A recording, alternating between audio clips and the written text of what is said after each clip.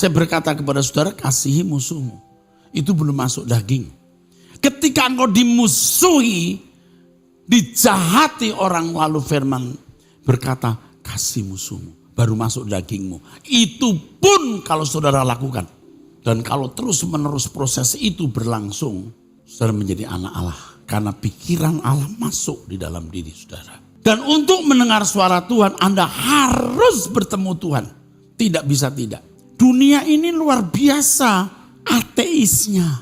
Walaupun orang berkata Tuhan, Tuhan atau di negara yang berpancasila ketuhanan yang Maha Esa, kelakuannya tidak menunjukkan orang bertuhan.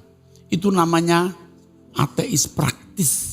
Teorinya bertuhan, teis bertuhan, teis teoritis. Tapi praktis ateis. Film-film anak-anak, lagu-lagu, tanpa disadari mengeliminir, membuang, memisahkan Tuhan. Tidak ada suasana Tuhan di situ.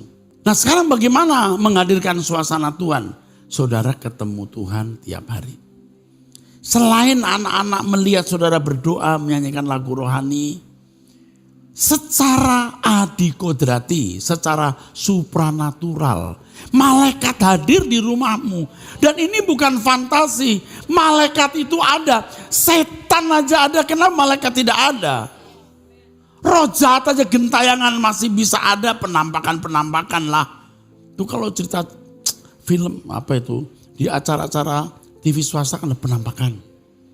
Dan itu real, dan buat saya juga tidak heran saudaraku. Penampakan-penampakan itu. Nah ada penampakan, kenapa tidak percaya ada malaikat?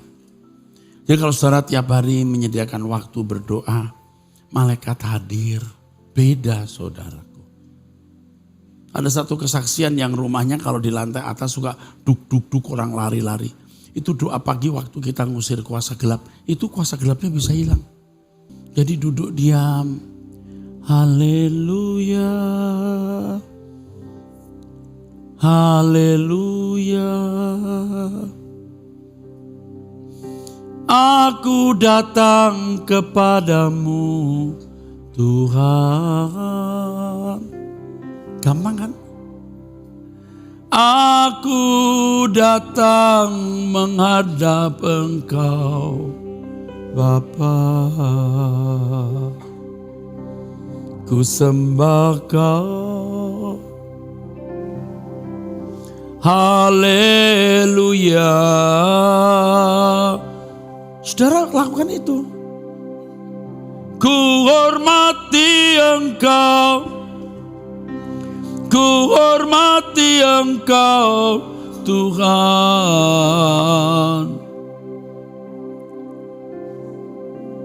Bagaimana mata Tuhan tidak melihat saudara? Bermacam-macam nyanyian dan musik dunia memenuhi rumahmu, tapi tidak ada penyembahan. Saudara tidak akan bisa mengalami Tuhan tanpa menemui Dia. Saudara itu punya kebutuhan apa? Mengapa tidak memperkarakan langsung dengan Tuhan? Lalu nunggu Tuhan melawat. Tuhan tunggu Anda Pak, tapi Bapak Ibu tidak tahu. Ditunggu Tuhan. Masalah kita banyak, saudaraku, banyak.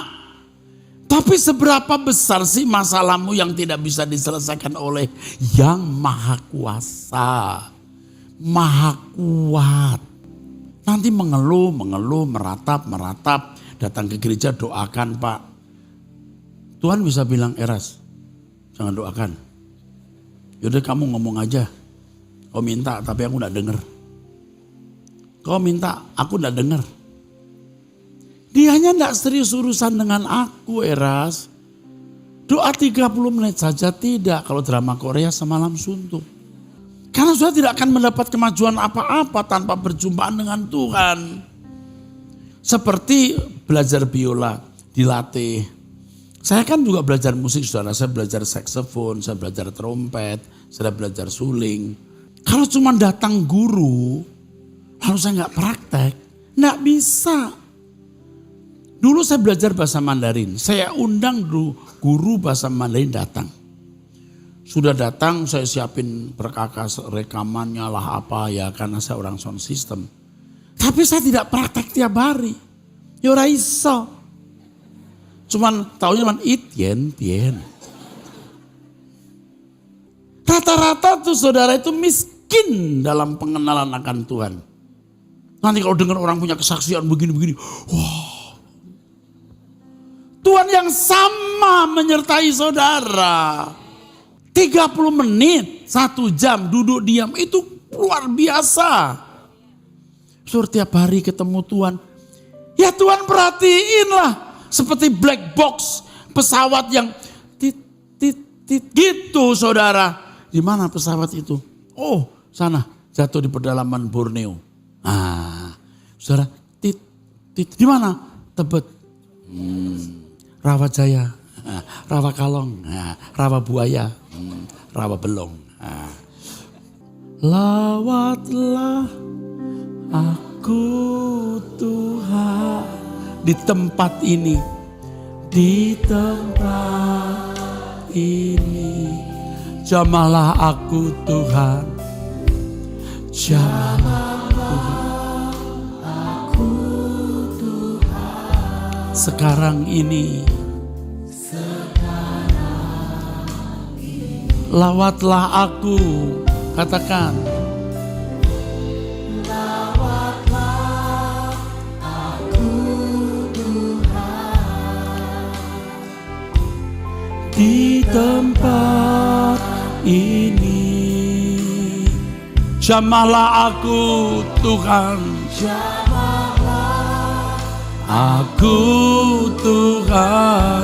Sekarang ini, sekarang ini Tuhan jamah. Tuhan jamah aku, ku jadi baru. Tuhan jamah, Tuhan jamah, ku jadi baru. Firman Tuhan mengatakan, carilah aku selagi aku bisa ditemui. Lalu firman Tuhan juga mengatakan, cari aku maka aku akan membuat kamu menemukan aku. Ini semua firman Tuhan.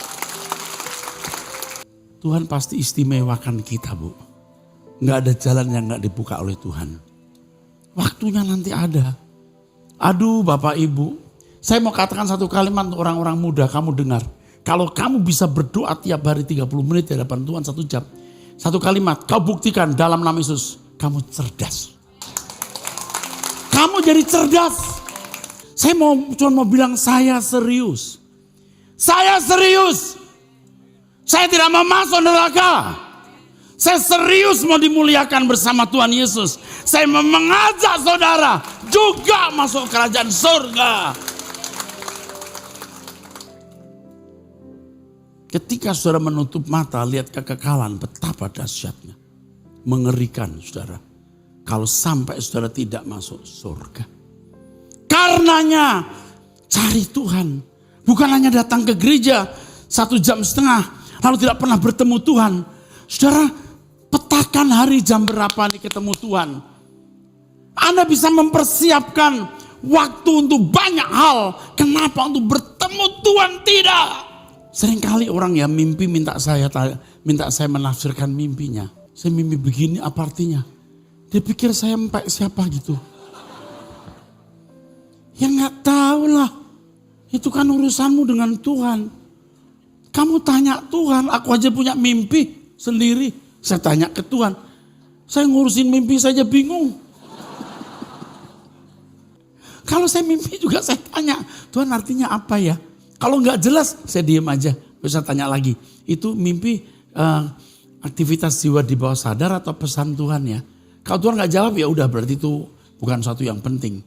Tapi kalau dari Tuhan, ketika saya tanya itu mimpi muncul lebih lengkap. Lebih lengkap, seperti muncul lebih lengkap. Misalnya berlayar, saya mulai, oh dayungnya warna merah. Mulai lebih lengkap dan Tuhan memberikan arti.